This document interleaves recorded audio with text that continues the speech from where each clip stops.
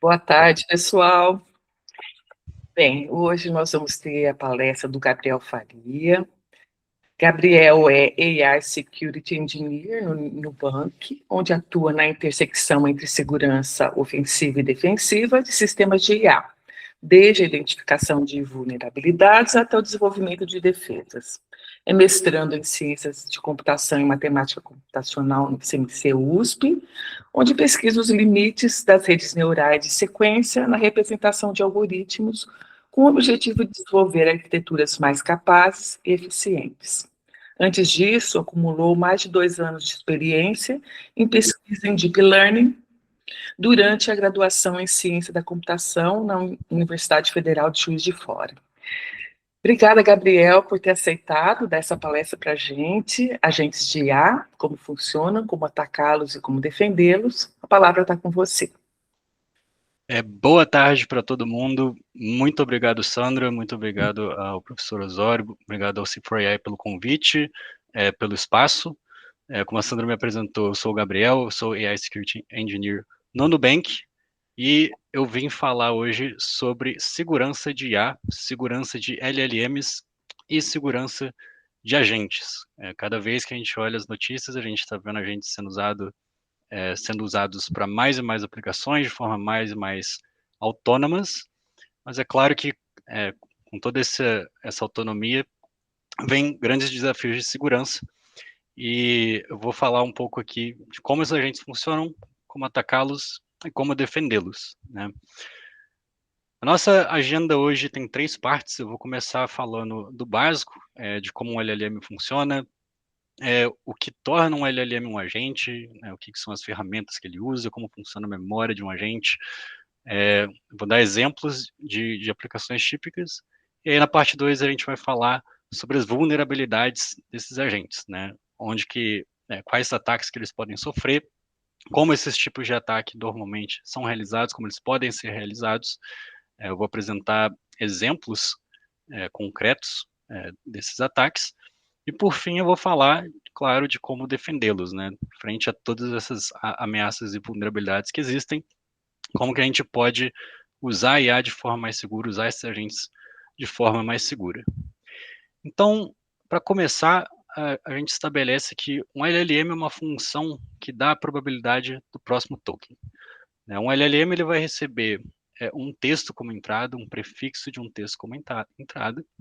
Ele vai passar esse texto para um tokenizador, a gente vai quebrar esse texto em IDs inteiros, cada um representando uma parte desse texto.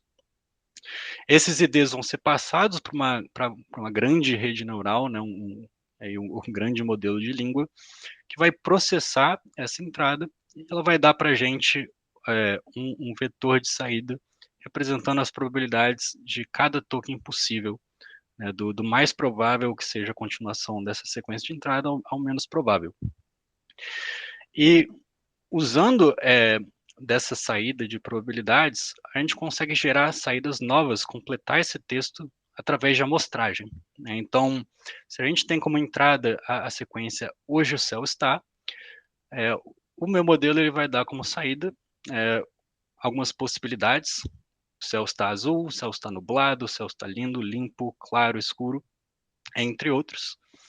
E a partir dessa distribuição de probabilidade, eu posso fazer uma amostragem. Normalmente, essa amostragem é feita com top P ou top K, então eu escolho os tokens mais prováveis até P%, ou então eu amostro dentro dos K tokens mais prováveis, para eu gerar uma continuação dessa sequência. E aqui a gente já vê uma propriedade importante e relevante desse sistema, é que eles são não determinísticos. Normalmente, a mesma entrada num sistema de LLM pode provocar saídas diferentes, né? E aí a gente pode fazer a geração autorregressiva, onde a gente vai progressivamente gerando o próximo token, anexando ele à entrada e chamando a função novamente e para ir completando o texto. Então, por exemplo, se eu tenho a entrada hoje o céu está, aí eu complemento hoje o céu está azul, depois hoje o céu está azul e sem e por aí vai. Mas como então é um modelo de língua que dado uma entrada, dá uma expressão de probabilidade, ou então, dado uma entrada, ele gera uma sequência de texto de saída, vira um agente, algo que age. Um agente, ele vai se tornar, um LLM, ele vai se tornar um agente através da sua orquestração, do código que está controlando a gente. Qual que é a ideia? A gente tem aqui o contexto do modelo. A gente inicia com um prompt do sistema, que basicamente é um pedaço de texto que vai explicar o que o agente deve fazer, como ele deve se comportar. A gente adiciona ao contexto também uma lista de ferramentas às quais ele pode ter acesso. Então, aqui a gente tem uma ferramenta para buscar e-mails, uma ferramenta para ler um arquivo, enviar um e-mail e os seus respectivos parâmetros. A gente adiciona ao contexto também uma requisição do usuário, uma pergunta do usuário que ele está pedindo para resumir os e-mails da última semana sobre o lançamento. E aí a gente vai usar um LLM para gerar um complemento a esse contexto. Ele vai gerar uma saída, dizendo que vai buscar os e-mails. E nessa saída também ele vai gerar uma sequência que representa uma chamada de ferramenta. E aqui eu vou abrir um parênteses, que isso não vem do nada, os LLMs têm uma etapa do treinamento onde eles são explicitamente otimizados para gerar essa sequência de chamada de tool, de forma que faça sentido para o problema que está sendo posto. E aí o grande ponto é que o código que orquestra esse agente, o LLM, ele vai interceptar essa chamada, ele vai identificar que foi feita uma solicitação de chamada de ferramenta, ele vai executar esse código, e quando ele obtiver a resposta, ele vai injetar isso no contexto do modelo, e novamente ele vai chamar o LLM para gerar uma nova saída. E aí o assistente, com acesso ao resultado da ferramenta, vai dizer, essa semana, 3 e-mails sobre o lançamento, Ana confirmou a data, Pedro sinalizou pendência jurídica, Marta enviou a revisão final, certo? E, basicamente, todo esse mecanismo, ele vai ser, o mecanismo do LLM vai ser empacotado numa função como essa, normalmente é isso que um desenvolvedor que está desenvolvendo agentes vê. Você consegue especificar qual que é o modelo LLM que você vai usar por trás dos panos, você especifica quais ferramentas vão ser disponibilizadas para a gente, você vai passar um histórico de mensagens, que é basicamente a memória que o agente tem do passado, então a gente tem aqui o prompt do sistema, a entrada do usuário, mas poderia ter mais mensagens aí, e essa função vai montar aquele contexto, como mostrei no slide anterior, e chamar o LLM para gerar um complemento, e aí, quando volta uma resposta do LLM, o código detecta, intercepta o tool use, e aí a gente pode executar a ferramenta correspondente e continuar a fazer as chamadas de completion, né, para continuar executando o agente.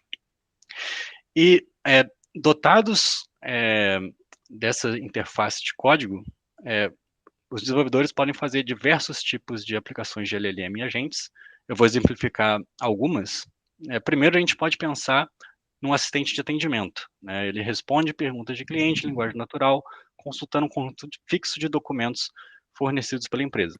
A princípio, talvez a gente nem considere isso um agente, porque ele não está agindo de fato, mas a gente já consegue começar a observar como que quais são os sistemas que existem na prática, né? Então a gente imagina que a gente tem uma base de conhecimento de sistema de leitura com alguns documentos, e aí o usuário ele vai inserir uma pergunta, o sistema vai recuperar, baseado em alguma busca vetorial, um trecho ou a integralidade desses documentos, vai montar um contexto com a pergunta do usuário e os trechos relevantes, e a gente vai chamar o LLM para gerar uma resposta dado esse contexto.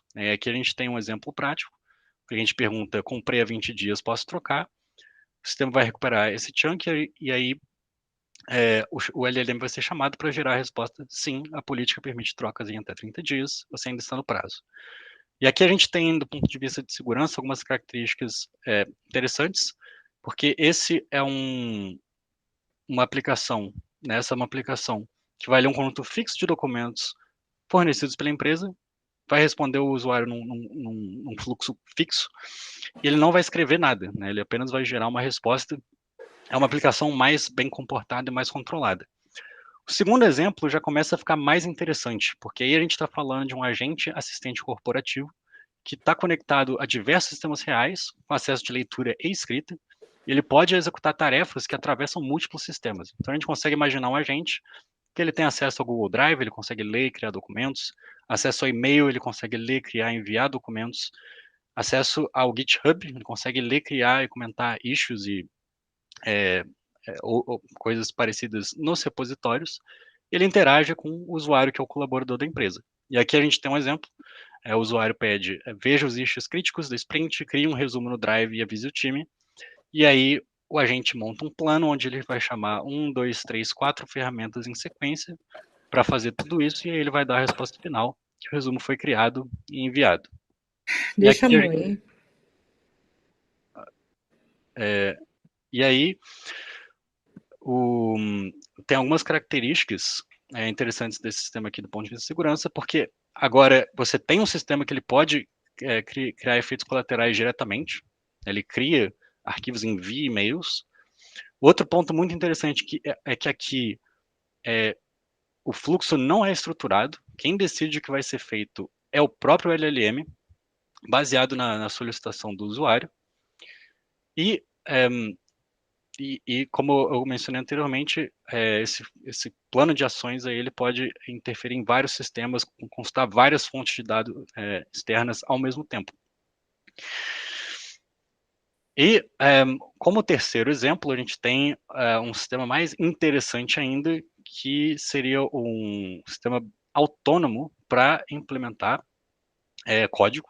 Então, a gente pode imaginar um fluxo onde o gatilho é a adição de uma issue no repositório. Essa aqui é uma issue que fala de um problema onde o formulário de login aceita senhas vazias. Quando esse evento ocorrer, vai ser gerado um container com um agente rodando lá dentro, que ele vai ler as instruções de um arquivo agents.md, que vai explicar para ele como ele deve proceder em relação à implementação. E daí ele vai entrar num loop de implementação, onde ele vai ler o conteúdo da issue, vai, com acesso ao shell, implementar e testar o código até que ele funcione. E aí, quando ele tiver acabado isso, vai criar um pull request para aí sim um ser humano avaliar se foi implementado da forma correta ou não. E aí, eu noto aqui de novo as características relevantes para a segurança, porque é um programa que atua em grande parte sem supervisão, né? Após o disparo do evento, ele só volta para o loop do humano lá depois, no final de ter implementado tudo. Nesse meio do caminho ele tem acesso ao shell, consegue ler, instalar pacotes, executar testes, fazer commits, e toda a lógica dele ela é guiada textualmente pelo conteúdo do agents.md. Então são características muito interessantes do ponto de vista de segurança. A gente vai voltar um pouco nesses exemplos depois. E bom, tendo estabelecido então o que são LLMs, o que são agentes e alguns exemplos de sistemas baseados em LLM e sistemas de agentes, a gente vai falar agora das vulnerabilidades, ameaças e de como atacá-los. E o principal ponto acerca desse tipo de sistema é que dados, instruções e mensagens, todos compartilham o mesmo canal. Quando a gente pensa num sistema de software tradicional, em geral, existe uma boa separação entre aquilo que é dado e aquilo que é instrução. Na ausência de uma vulnerabilidade, normalmente a gente consegue ter essa separação. Então, a gente pensa que uma aplicação ela se comporta conforme o código dela, ou eventualmente alguns arquivos de configuração pré-definidos. E esse fluxo não vai mudar significativamente baseado nos dados de entrada que o sistema tem. Se esse sistema tem um banco de dados, o conteúdo armazenado e recuperado ele é tratado como dado e não como instrução. Entradas de usuário, elas são escapadas antes de ser processadas e renderizadas, impedindo que certos ataques aconteçam, né? O XSS é um exemplo. E quando a gente tem um sistema de LLM e de agente, o cenário é bastante diferente, porque o comportamento do modelo ele é ditado pelos prompts do sistema, que ocupa o mesmo canal de dados externos e o mesmo canal das mensagens de usuário. Tudo é apenas texto a ser consumido pelo modelo. E assim sendo, eu noto que dados externos podem conter instruções neles e o modelo pode segui-las.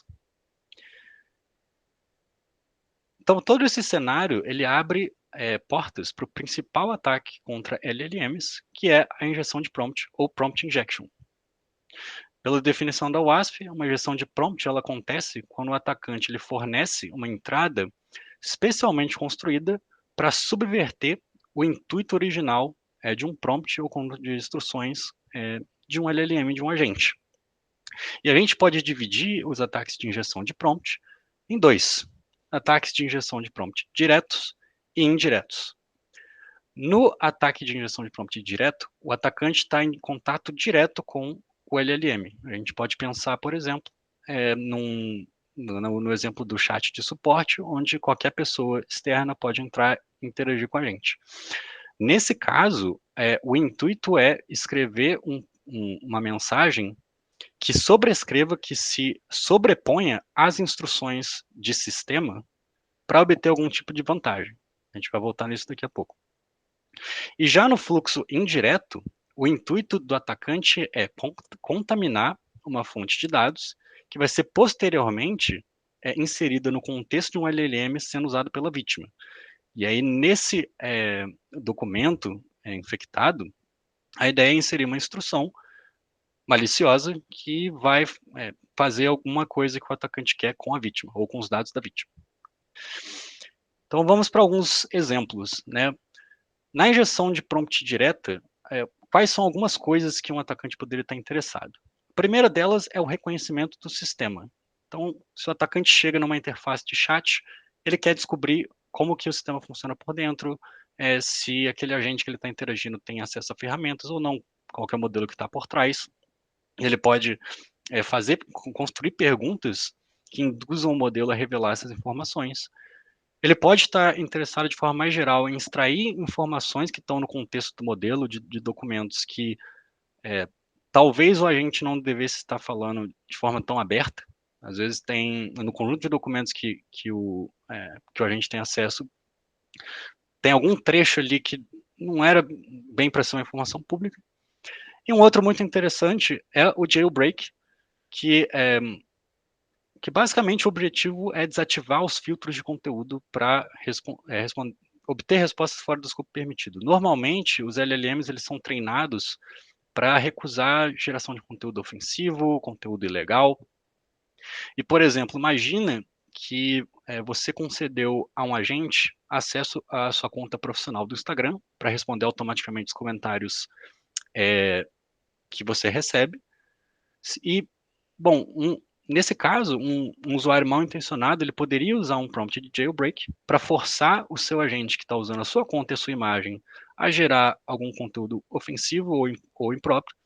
E aí, isso não só pode causar danos reputacionais, mas também outros problemas, né? Dependendo, você vai perder sua conta, vai ser banido por problemas com a plataforma. Então, são possibilidades.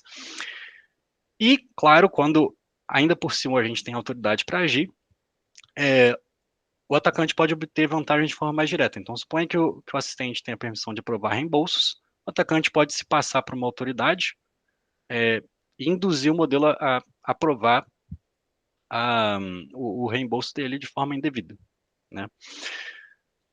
No caso da injeção indireta, os cenários são ainda mais interessantes. Eu vou começar por um cenário de exfiltração de dados, onde o atacante ele vai injetar um documento malicioso no ambiente da vítima para extrair uma outra informação sensível que esteja nesse ambiente. E isso poderia ser feito, a gente poderia pensar em tentar colocar uma instrução ali para o agente mandar um e-mail para o atacante, mas existem formas ainda mais sofisticadas de fazer isso. Eu posso introduzir uma instrução maliciosa num documento que vai induzir o modelo a gerar uma imagem Markdown na resposta, né? Ao renderizá-la, o navegador ele vai gerar uma requisição para o link dessa imagem, e se o link dessa imagem estiver direcionado para o servidor do atacante, basicamente, o conteúdo todo desse link, que pode ter informações sensíveis, vai cair nas mãos do atacante. Então, vamos ilustrar isso aqui. Imagina que a gente tem, no ambiente da vítima, um contrato, e o atacante dá algum jeito, ou via compartilhamento, de inserir um documento malicioso infectado também nesse ambiente da vítima. Quando a vítima for usar lá o assistente corporativo dele e perguntar sobre esse contrato, o agente vai recuperar tanto o contrato quanto documento infectado. Ele pode vir a executar as instruções que estão escondidas no documento infectado, e na hora que essa resposta foi exibida na tela do usuário no navegador, sem qualquer outra ação, o browser vai enviar essa requisição para o servidor do atacante, ele vai obter os dados do contrato. E pode parecer um pouco fora da caixa, mas na verdade essa vulnerabilidade já foi demonstrada várias vezes. Um exemplo, uma vulnerabilidade desse tipo foi mostrada no Microsoft Copilot. Era o mesmo mecanismo onde uma injeção direta provocava uma exfiltração via imagem Markdown. E um outro caso foi do Cursor, que é uma IDE, onde tinha até uma demonstração onde o agente acessava um repositório do GitHub, o README estava infectado com uma instrução dessas, um diagrama Mermaid, que é basicamente uma linguagem para você renderizar diagrama, tinha esse mesmo padrão de conseguir renderizar com requisição, né? Ter imagens que renderizadas causam uma requisição, e também mostrou o mesmo caso. E eu, pessoalmente, já fiz um teste ofensivo em um sistema que também tinha essa vulnerabilidade, onde uma imagem Markdown filtrava dados. Então, é uma coisa que acontece. E um outro caso que a gente poderia pensar agora, no caso do agente autônomo, é execução de código malicioso e persistência. Então, por exemplo, se eu dou um jeito, enquanto atacante, de infectar uma issue do GitHub, eu poderia inclusive inserir caracteres Unicode que não são visíveis para o humano, mas são visíveis para o LLM, para o tokenizador do LLM. Quando o agente fosse executar a implementação dessa issue, lá no ambiente dele, ele ia consumir, potencialmente ele ia executar o payload do atacante. Ele poderia envenenar a memória futura dele, atualizando o arquivo agents.md com esse payload, de tal forma que agora, toda vez que o agente é inicializado, ele vai ler essas instruções e vai consumir mais um payload do atacante. Então, a gente tem persistência e execução remota de código malicioso. Mas não é como também se o primeiro prompt que você fizesse em qualquer sistema funcionasse. Esses modelos frequentemente recusam prompts que são potencialmente prejudiciais, eles são treinados para isso, mas existem técnicas que conseguem contornar essas defesas. Vou dar alguns exemplos de um artigo focado em injeção de prompt indireto. Você tem o Fake Chain of Thought, onde você insere no seu documento ou no seu resultado de chamada malicioso uma tag emulando um pensamento passado do modelo para que o LLM pense que isso aqui é o conteúdo do próprio pensamento dele e confie. Mensagens falsas de erro, onde a forma de corrigir envolve a execução de um código malicioso. Prova social falsa, onde você insere supostas informações sobre o quanto certo documento é confiável, inclusive ameaças de recompensa e punição para executar o que está sendo pedido pelo atacante, né? Mas a injeção de prompt é uma das superfícies de ataque contra os modelos, contra os agentes. Existem também os ataques de supply chain. Todos os artefatos de software associados aos agentes, incluindo o arquivo do próprio modelo, estão passíveis de serem comprometidos por um atacante. E aqui eu vou focar primeiro na deserialização. Por exemplo, quando você baixa um modelo na internet, do Hugging Face, e você carrega ele do disco, dependendo do formato, dependendo da forma como esse arquivo é carregado, pode ter um código escondido ali que vai ser executado tão logo o modelo for carregado na memória. Sim, malware mesmo. E existem algumas formas de como o atacante pode levar você a executar. Uma delas é o typo squatting, onde você pega uma aplicação legítima e você cria uma aplicação ou pacote com um nome muito parecido, para que quando alguém digite errado, ou para quando o LLM de alguém estiver programando para ela digite errado, a vítima vai baixar o modelo comprometido em vez do modelo real. Engenharia social, onde eu crio ou disponibilizo um modelo malicioso para as pessoas baixarem, e eu organizo as coisas e movimento o repositório para que pareça algo legítimo. E a gente tem, claro, os casos de sequestro de contas legítimas. Esse ano a gente já viu vários casos parecidos, onde a conta de um mantenedor de um pacote confiável, de um modelo confiável, vai ter a sua conta comprometida pelo atacante, que vai publicar uma versão nova comprometida daquele modelo, por exemplo. Além disso, os próprios parâmetros desses modelos podem ter backdoors. Um backdoor, a gente pensa numa modificação dos pesos do modelo, de tal forma que quando uma entrada esteja na presença de um gatilho, algum padrão na entrada, que a gente chama de específico, para desencadear o ataque, o modelo vai produzir o comportamento malicioso. Como, por exemplo, enfim, sugerir a execução de um código malicioso, no caso de um LLM. Existem algumas formas de como o backdoor pode entrar nesse modelo. A gente tem o envenenamento dos dados, então, se o modelo é treinado com dados na internet sem filtragem, é possível que existam dados maliciosos nesse conjunto de treinamento que vão induzir o aprendizado desse backdoor. Existe o fine-tuning malicioso, onde um atacante vai explicitamente fazer um fine-tuning para introduzir esse gatilho no modelo e disponibilizar para as outras pessoas usarem. A gente tem técnicas mais sofisticadas, como o Shadow Logic da Hidden Layer, onde a gente edita o gráfico computacional da rede neural de tal forma que, quando um determinado gatilho esteja presente na entrada, um fluxo diferente seja seguido para aquela entrada e a saída maliciosa seja executada, né? E, por fim, a gente tem os plugins, né, com o desenvolvimento de agentes, com essa explosão de agentes que a gente tem. As pessoas começaram a criar plugins, como o MCP Servers e as skills. A gente pensa no MCP Server como uma aplicação que vai fazer interface entre o LLM, o agente, e um serviço. Então, eu posso ter um do MCP do GitHub, que vai permitir que o meu agente acesse o meu GitHub, por exemplo. E isso vai expor sim, isso é disponibilizado na internet, as pessoas baixam esses servidores direto do GitHub ou de algum repositório.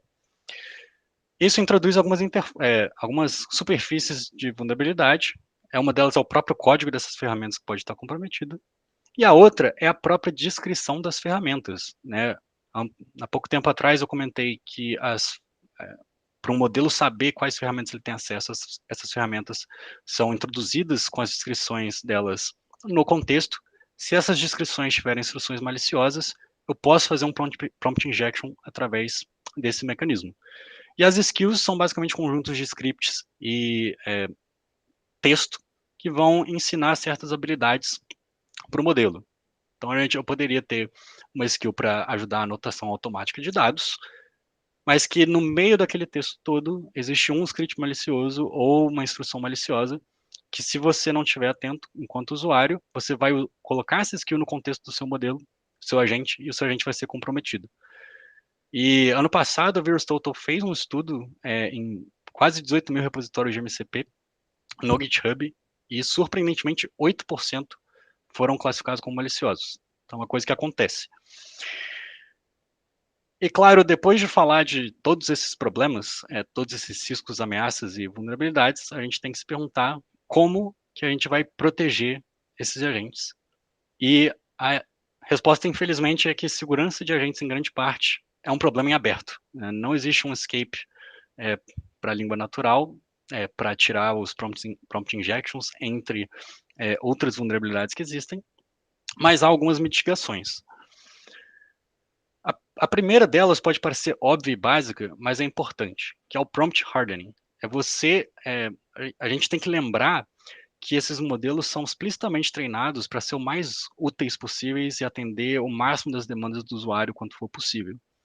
E assim sendo, se eu estou criando uma aplicação com LLMs, eu preciso especificar muito bem no prompt do sistema o que o meu agente deve, o que ele não deve fazer. Enfatizar o máximo possível o que é instrução, o que é dado. E o efeito disso é subir a régua de 0 para 1. Ataques que seriam muito triviais de se fazer enquanto atacante, eles vão ser mais difíceis e o atacante vai ter que se esforçar mais. Mas é óbvio que isso não resolve o problema, o modelo continua vulnerável para um atacante determinado, e existem limites, né? Cada token novo que se insere no prompt do sistema, pensando em segurança, é mais custo, é mais latência, pode comprometer a própria eficácia do modelo, da aplicação. Então a gente tem que recorrer a outros mecanismos também, claro. Uma outra estratégia é fazer detecção e filtragem de entrada e saída. Basicamente, a gente tem duas abordagens para fazer isso. Então, a primeira é regex e listas de aprovação, onde eu vou detectar padrões de entrada e saída que eu desejo ou não desejo. Às vezes eu não quero que a saída tenha links determinados domínios, na entrada não pode ter determinados termos. Vantagem é que é muito barato, é determinístico e interpretável, mas eu só vou identificar os padrões que estão mapeados, não é muito flexível. Se eu fizer uma paráfrase de qualquer coisa, o modelo já não vai pegar mais. E aí, em contraste a isso, a gente tem os classificadores semânticos. A ideia aqui é usar um modelo de machine learning, geralmente uma rede neural, para analisar o conteúdo e dizer se ele é seguro ou não, né? As limitações, e aí a vantagem é que ele generaliza melhor, ele é mais flexível, né? Mas ele tem limitações porque ele acrescenta custo e latência para cada chamada de LLM que você faz. Existe também um problema de falso positivo, porque o que é legítimo no contexto pode não ser em outro, e dependendo da sensibilidade desse detector, desse classificador, eu posso prejudicar o uso normal do sistema. E é óbvio que eles não são infalíveis, né? Eles também podem ser atacados e, e causar um prompt injection no modelo alvo ali.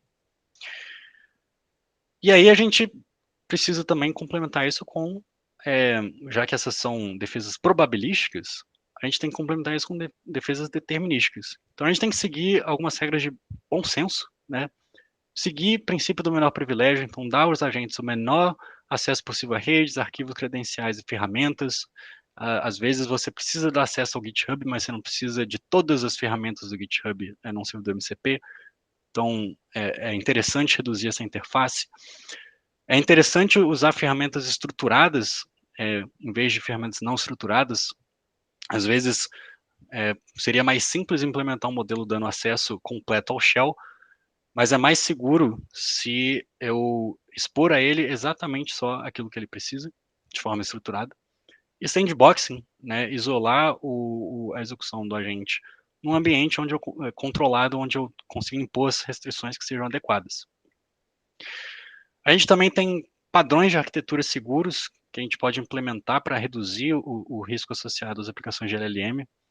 Tem esse conceito muito interessante da Lethal Trifecta, onde quando a gente tem no mesmo ponto acesso a dados privados, comunicação externa e conteúdo não confiável, a gente está especialmente vulnerável a ataques de prompt injection que levem a perda de dados, roubo de dados. Então a gente tem que pensar as aplicações para evitar que esses três pontos coincidam. E eu posso dar um exemplo aqui, por exemplo, de um pipeline que vai extrair dados de um documento de uma solicitação do usuário. O LLM vai decidir se ele aprova ou não aquela solicitação. E depois dessa decisão, o resumo dela vai ser publicado. E aqui eu noto o seguinte: eu poderia implementar essa aplicação toda num passo só, onde eu coloco o prompt do sistema, o documento a ser analisado, as regras de análise, tudo no mesmo passo, e onde eu publico a saída do modelo de forma imediata. Porém, isso não é muito seguro, né? Eu estou vulnerável ao prompt injection, mas se eu organizar em três passos, onde o primeiro dele de ingestão ele vai apenas extrair os dados relevantes da análise para o documento de forma estruturada, de tal forma que não possa passar dessa etapa dados que não sejam estritamente aquilo que é necessário, eu consigo prevenir o prompt injection. Porque agora o LLM que decide e publica e gera o resumo para ser publicado, ele não vai ver payloads de ataque. E claro, outro ponto muito importante é estruturar as aplicações de tal forma que a gente tenha confirmação humana nos pontos onde são cruciais. Assim. E por fim, no que diz respeito à segurança de supply chain, confiar no agente, na prática, confiar em cada elo que entra nele, né?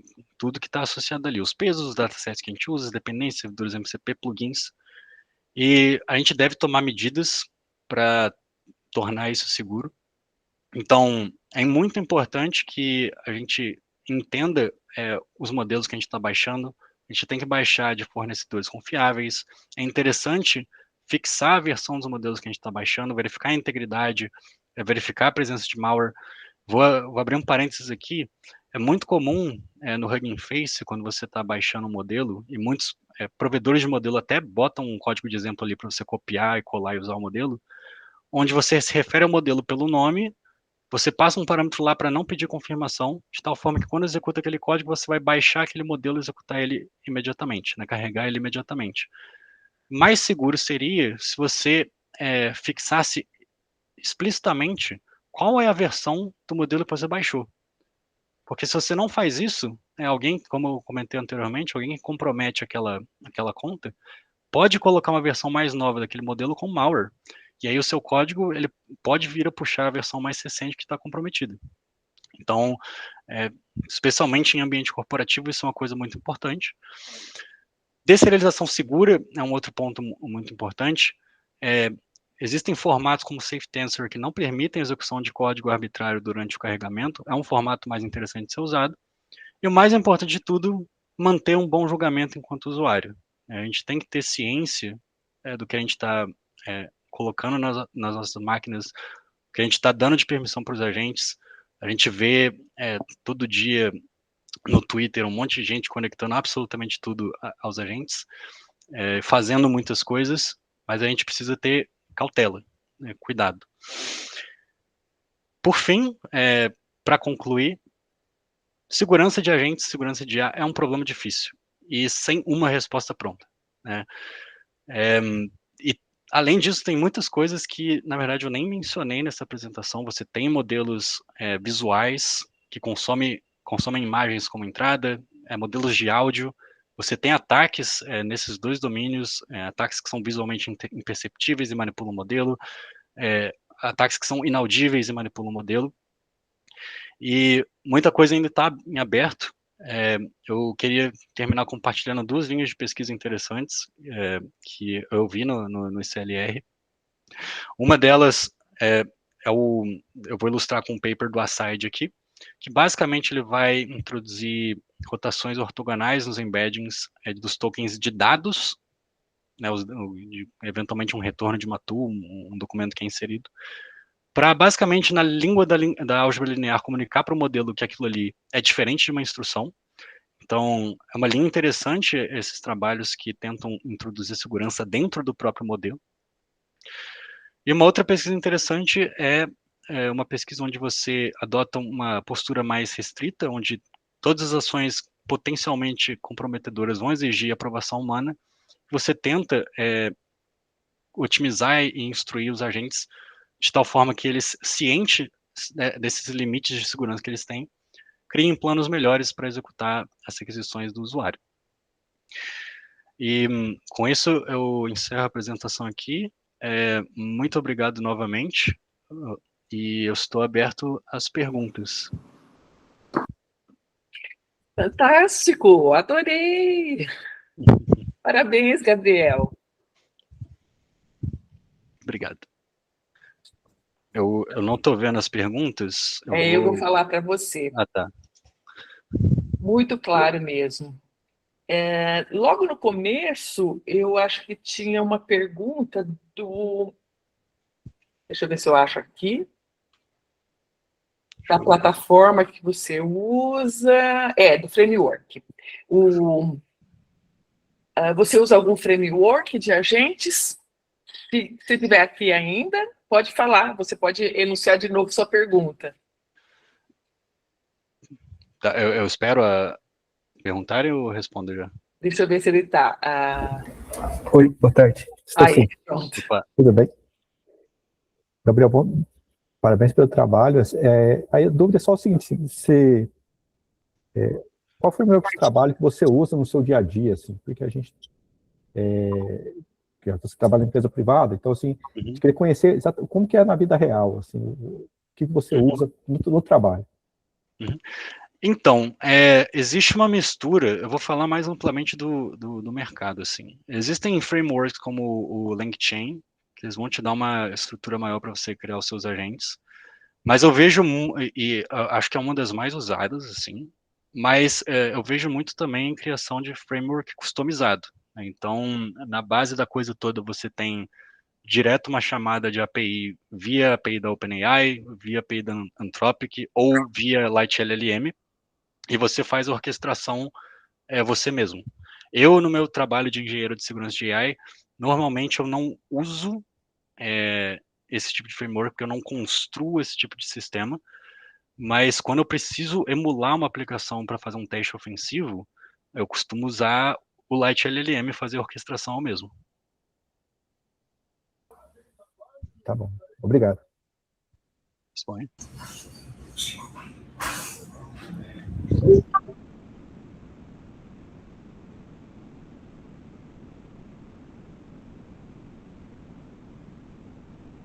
Pessoal, querem fazer pergunta para Gabriela?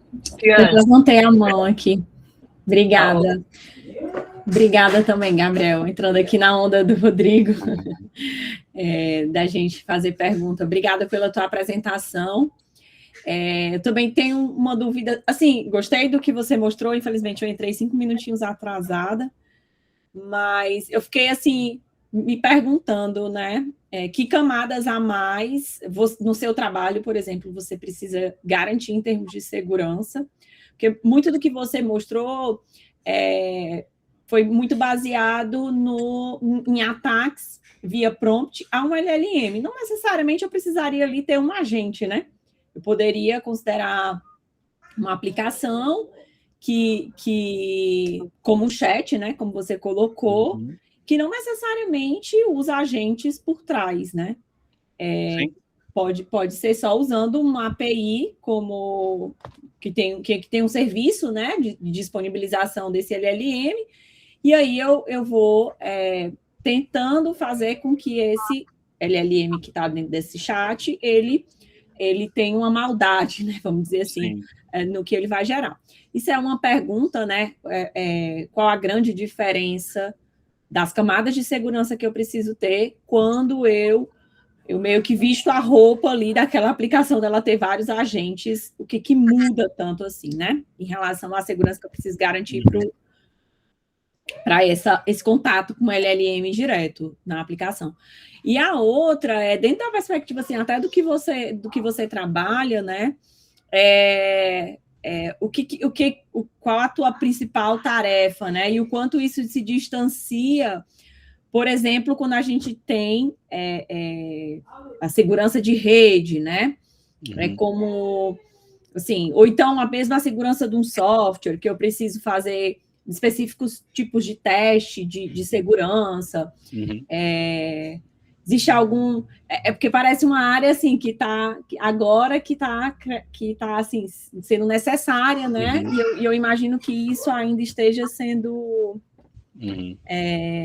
discutido, né, tateado, assim, da necessidade que é super importante, né? Essa necessidade está surgindo agora, né, de a gente ter cada vez mais controle, né, do que o usuário está interagindo ali com o LLM, uma vez que é uma coisa generativa, tem uma probabilidade envolvida do que vai ser gerado. Você mostrou no começo, né, que as coisas não são determinísticas. Então, eu queria mais entender, assim, até para... Porque, por exemplo, na CGU a gente não tem uma posição como essa, né? Mas o que precisa, né, para ter... O que precisa fazer para poder ser um Security AI Engineer? Obrigada. Muito bem observado o fato de que é uma área nascente agora. Então, assim, esse negócio de até onde vai o AI Security Engineer realmente é uma coisa de debate até mesmo lá dentro do Nubank. Então, muito bem observado. A gente, de AI Security, a gente complementa os outros times, né? Então, muito de segurança de agentes envolve também segurança de infraestrutura. Então, por exemplo, quando eu pego um funcionário que está baixando um servidor MCP e rodando ele dentro da máquina dele, isso é uma questão de EDR. Do que ele está rodando lá no workstation dele. Sim. Quando a gente fala de alguém que está usando LLM, ou a gente mesmo adoidado, às vezes um LLM sem contrato, colocando sabe-se lá que tipo de dado lá, tem uma questão de DLP aí também. Então, se você tem uma postura de segurança boa, em segurança tradicional, você já está um passo à frente na segurança de agentes, porque é uma parte do todo, né? Só que a segurança de AI tem as suas especificidades. E elas são todas ligadas às vulnerabilidades específicas de IA. Então, por exemplo, o profissional de segurança de AI, ele vai entender dos vetores de prompt injection, que isso está muito ligado ao LLM. Mas, por exemplo, eu acabei não falando nessa apresentação, mas, por exemplo, quando você vai criar, você vai fazer um red teaming contra um LLM, você pode fazer isso aqui na mão, mas existem algoritmos de otimização que você pode usar também para gerar esses prompts. Isso é uma outra coisa que eu diria que é a especialidade desse profissional. A parte de artefatos de backdoor, segurança de dados e treinamento, especialmente quando você está falando de uma organização que usa modelos open source, que tem um perfil de ameaça um tanto diferente de modelos como GPT, etc., que você acessa através de API, tem muita coisa ali também que é uma especialidade de alguém que tem até um perfil um pouco da área de machine learning, né? Porque você está lidando com algoritmos de otimização em várias dessas análises que você faz. Então tem um pouco desse perfil também. A gente também complementa, porque, por exemplo, se uma organização está fazendo um Red Team, um passo daquele exercício de Red Team de meses pode envolver um elemento de AI. E aí a especialidade do engenheiro de segurança de IA vai aparecer aí também. Mas é muito boa essa pergunta. Sobre a sua primeira pergunta, entre a diferença da segurança de agentes e de uma interface de chat, tem muito a ver com a interface, assim. Como eu falei, quando você tem um modelo fixo desses aqui, se o seu modelo está virado para dentro, ele só produz texto, a superfície de ataque é bem menor, assim. Se alguém infectar um documento da sua companhia, provavelmente o que ela vai conseguir fazer, num primeiro momento, é só gerar uma resposta que vai ser incorreta, né? Quando a gente está falando de um chatbot que é público, aí a gente já começa a ter aquele problema dos danos reputacionais. E a questão de segurança fica mais complicada mesmo quando você tem a questão de agentes que usam ferramentas. Porque essas ferramentas podem ter efeitos que aí sim são muito nocivos. E, assim, na questão dos LLMs que são voltados para o público, tem também toda a questão da propriedade intelectual. Às vezes é indesejável para você que alguém de fora esteja ali coletando dados de como exatamente você implementou o seu LLM. Então, só alguns pontos, assim. Obrigada, Gabriel. Agora o Dilvan, ele tem uma pergunta também. Obrigado. Boa apresentação. Eu queria fazer uma pergunta mais... seguinte, eu uso agentes e não entendo nada de injeção, e eu quero usar uma biblioteca básica onde eu possa simplesmente pegar a string que foi retornada, passar nessa biblioteca, e essa biblioteca me dizer se tem alguma coisa ali ou não. Eu sei que não é a melhor solução, mas qual que você recomendaria para esse trabalho? Eu acho essa pergunta é muito boa. Minha experiência real com esse tipo de modelo open source que faz esse tipo de verificação. Não são bons. Não são bons modelos. E assim, se eu sou um atacante fazendo um payload, eu tendo acesso direto a essa biblioteca open source, eu posso criar um payload que eu sei que o modelo não detecta. Para isso se tornar mais, esses modelos que são open source se tornarem mais práticos, e aí eu tenho o Llama Prompt Guard, eu tenho o Prompt Shield e eu tenho o PI Guard, que são os três que eu conheço, os três baseados em BERT. Para isso ficar melhor, geralmente você precisa de um fine tuning, só que aí você tem a questão de onde você vai arrumar os dados, que também é complicado. O que muita gente acaba fazendo é usar um outro LLM como juiz, porque aí você basicamente vai pegar um LLM, vai criar um prompt para ele detectar esses padrões de prompt injection e retornar um ou zero ali na saída, um true ou false, um JSON, com o resultado da análise dele. Porque aí o atacante agora, para ele conseguir atacar o modelo com sucesso, ele vai ter que passar por 2 modelos, não um só. Né? Não é impossível, mas ficou mais difícil. O problema é, claro, que isso vai ficar mais caro e vai aumentar a latência, né? Por isso que eu perguntei por uma solução que eu sei que não é boa, mas é melhor do que não tem nada.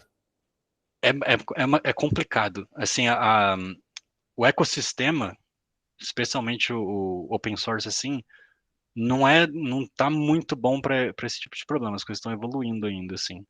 Mas se você quiser alguma coisa, aí eu recomendaria você dar uma olhada no projeto do Llama Firewall da Meta. No PI Guard, é um estudante da Universidade de Washington que fez isso aí, se eu não me engano. E o Prompt Shield, né? Pode dar uma olhada nesses 3. Prompt Shield, né? Uhum. Obrigado. Osório?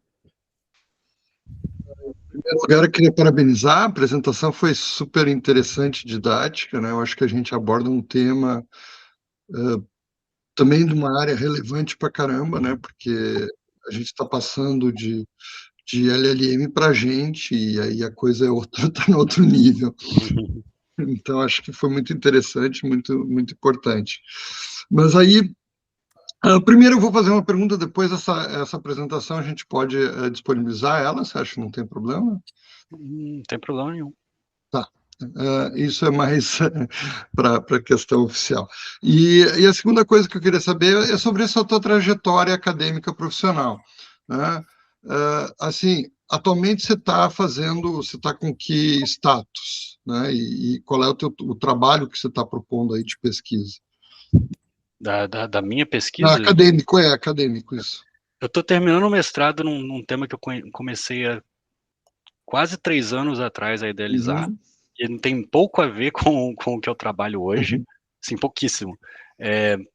Mas, assim, ajuda porque eu aprendi muito como os modelos funcionam ali na base mesmo, e eu tô para depositar minha dissertação no final desse mês, início do mês que vem.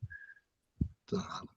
E qual é o tema, assim, da dissertação? É exatamente esse, segurança em... Não, o tema da minha dissertação o tema da minha dissertação é a paralelização de máquinas de Turing neurais, não tem nada a ver uma coisa. Uau, legal. Não, mas era isso que eu queria ter, essa visão. Não, legal, acho muito importante. Mas tem um detalhe interessante, porque quando eu era adolescente, eu primeiro queria ir para a área de segurança da informação. Eu queria ser analista de malware, né? E até o segundo ano ali da graduação era isso que eu queria. Foi só depois que eu comecei a estudar IA. Legal. E aí, então, essa parte de segurança é muito mais do teu lado profissional. Sim. Tá. Não, era porque, assim, talvez a gente possa depois conversar.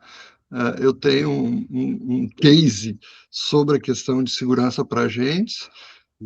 Inclusive é do meu filho que trabalha na área, que estava abrindo uma empresa, só Legal. Que a gente levou uma espécie de golpe até agora em termos de contatos. A gente tentou passar para uma grande empresa uma parceria, e a parceria foi, eles pegaram todas as informações e nunca deram retorno.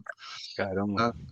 Então eu queria depois, talvez a gente pudesse até, se quiser, a gente pode talvez um dia agendar aí uma conversa, né, porque eu sei que o Nubank seria uma entidade, né, que estaria talvez interessada nisso, mas é um papo mais adiante. Por isso que eu queria saber um pouco essa configuração do lado acadêmico e profissional. né?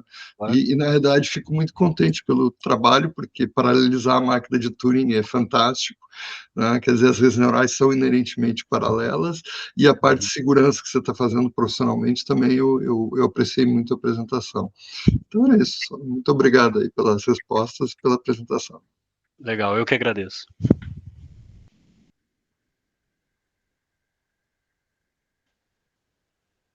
Pessoal, mais alguma pergunta para o Gabriel? Aproveita.